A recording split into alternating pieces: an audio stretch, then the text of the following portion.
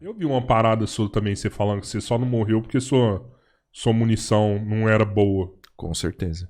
Teve isso mesmo? Eu não acho que assim, talvez eu não tivesse morrido, mas os danos seriam muito mais complexos. Né? Se fosse uma munição pica. Exatamente. Na época eu usava a munição que a polícia dá pra gente usar em 9mm, que é a Gold Rex. Né? Eu usava a munição da polícia. E é uma munição com um peso de ponta. Então a ponta é o que voa, é o projétil em si. Né? O peso é muito leve. Então se eu jogar aqui em você uma lata de coca cheia ou jogar uma lata de coca vazia, força é massa vezes aceleração. Então, se eu acelerar da mesma força, com a mesma velocidade, a força vai ser muito mais baixa. Essa é a diferença entre um projétil pesado e um projétil leve. Projétil leve, por mais que eu acelere ele na mesma velocidade, ele vai ter menos força, vai ter menos capacidade de transferir energia, menos capacidade de penetração. Então, era uma ponta muito leve, 115 grains, e ela tem uma característica de fragmentação muito negativa. Quando você dá um tiro em alguém, você quer que esse projétil fure a pessoa. Que ele quebre osso e que ele fure órgão. Então, se eu der um tiro no seu peito, eu quero que ele atravesse a costela, que ele quebre a costela, que ele fure o pulmão, que ele fure o coração e que ele saia do outro lado. Isso é o que eu quero. Eu quero 15 polegadas de penetração, 12 polegadas de penetração. Essa munição pegou no meu peito, fragmentou e espalhou os pedacinhos de chumbo. Dentro de você. Exatamente. Tem um pedaço que tá aqui, ó. Tá aqui. Não saiu. Quer dizer, entrou aqui e parou aqui. Por quê? Porque ele expandiu, perdeu massa, né? Espalhou, pegou no meu fígado, pegou no meu diafragma, pegou no meu pulmão, mas não transferiu, não conseguiu manter a massa. O tiro do acetábulo, que foi aqui na cintura, se fosse uma munição mais pesada e que mantivesse o núcleo mais íntegro, provavelmente ele tinha entrado dentro da minha cavidade abdominal. Aí tinha furado o intestino, bexiga, o caralho. Chegou Mas a só quebrar? bateu no osso. Bateu no osso, quebrou o osso. Não passou. Foda, velho. Entendeu? Que foda. Sim, já que a gente tá conversando disso também, isso foi um assunto que você já conversou várias vezes. Mas sim, eu acho que eu quero falar disso aí pelo seguinte. Você vinha aqui, um amigo meu de São Paulo virou e falou assim: cara, esse cara vai aí, o Cabrini tá atrás desse cara. Quem é Cabrini? É um repórter. Ah, O Cabrini tá atrás desse cara. Esse cara matou a mulher dele e esse cara tá sendo procurado, ele forjou tudo. Eu falei, não, mano, não Deus foi do isso. céu, cara. Não foi isso. ele Aí- tá morando numa Tem isso caverna. até hoje. Me dá o Não, telefone do nossa. Cabrini E aí aí. eu vou te falar outra. Ontem eu e o Robertinho trocando uma ideia. O Robertinho, a gente falando que você vinha aqui, convidado, depois no off, né? E o Robertinho virou e falou assim: não, cara, a mulher dele deu tiro nele e depois ele pegou a arma e matou a mulher. Eu foda. falei assim, não, cara, Mas sabe não foi por que isso, A cara? galera não sabe o que aconteceu. Não é que a galera não sabe. É que a mídia contou mentira. A mídia falou antes de saber.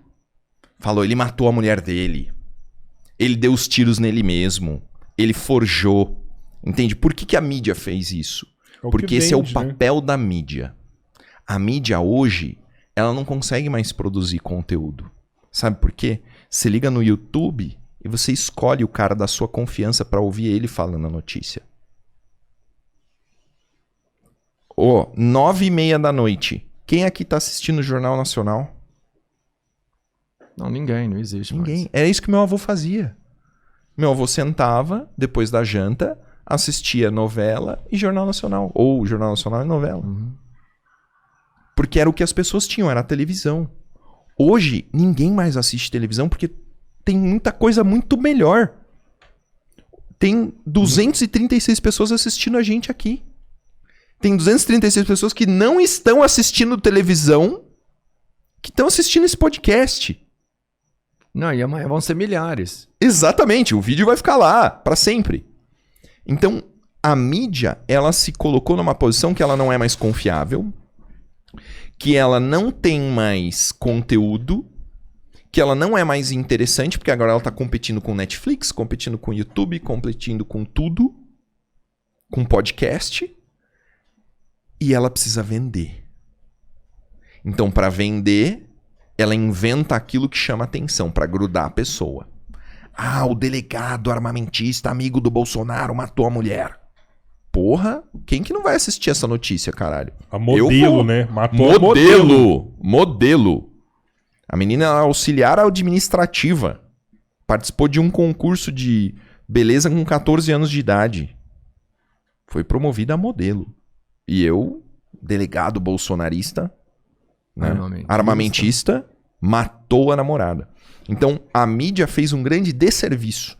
Ela fez o que a gente chama de assassinato de reputação. Você falou, porra, seu pai, né? Seu avô, seu pai, pessoas, né? Duras, pessoas que passaram por momentos difíceis.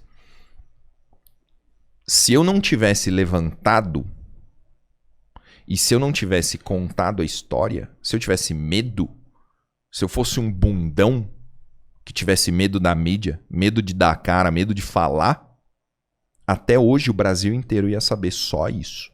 Se não tivessem me chamado para um podcast no Vênus para falar o que aconteceu, até hoje era a única versão que existia do que aconteceu com o Paulo Bilinski.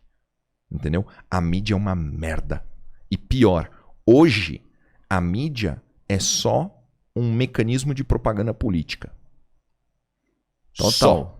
100% da mídia vive só de propaganda política. De falar mal do Bolsonaro, de falar mal da direita, de falar mal disso. Porra, a mídia se prestou ao serviço de falar que a guerra na Ucrânia era uma guerra que estava sendo lutada pelo Putin contra o nazismo. Isso foi falado na mídia brasileira. Coisa mais idiota. Coisa mais estúpida. Sabe, um jornalista que fala uma merda dessa, ele tinha que ser pego na rua, ele tinha que apanhar. Por ser mentiroso. Por não ter respeito à realidade. Por não ter honestidade intelectual. Todos os jornalistas que falaram merda de mim deviam ser demitidos e nunca mais mexer com jornalismo. Porque não serve pra isso. Você não pediu uma retratação disso aí? Cara, eu preciso contratar um advogado pra processar. Mas eu não tenho tempo. Eu tenho que correr atrás daquilo que vai pagar meus boletos.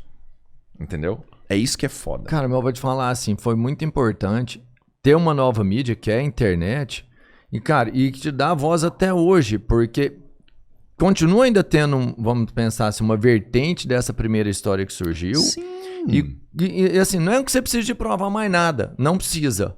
Mas é importante a verdade ser mostrada em várias situações, cara, com várias formas de linguagem.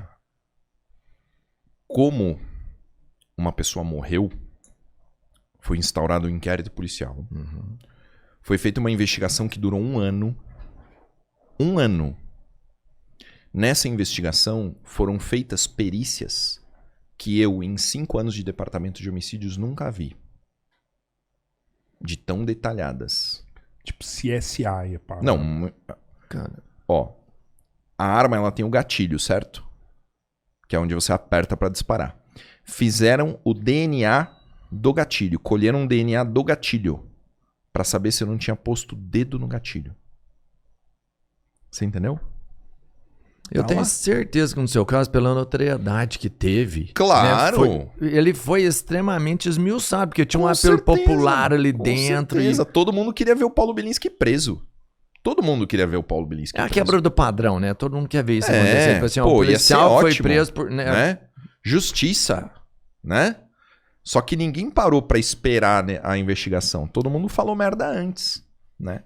E sabe qual que é a minha missão hoje, cara? De boa. A minha missão é fazer alguma coisa tão grandiosa que eu não vou mais ser conhecido como o delegado que tomou os tiros da mulher. É isso que eu preciso fazer. Eu preciso fazer uma coisa tão boa, mas tão foda, que as pessoas vão olhar pra mim e vão falar assim, não, esse é o cara que fez tal coisa. Entendeu? Porque senão... Você quer meio que anular isso. Não, eu preciso fazer alguma coisa maior. Senão eu vou ser sempre esse delegado.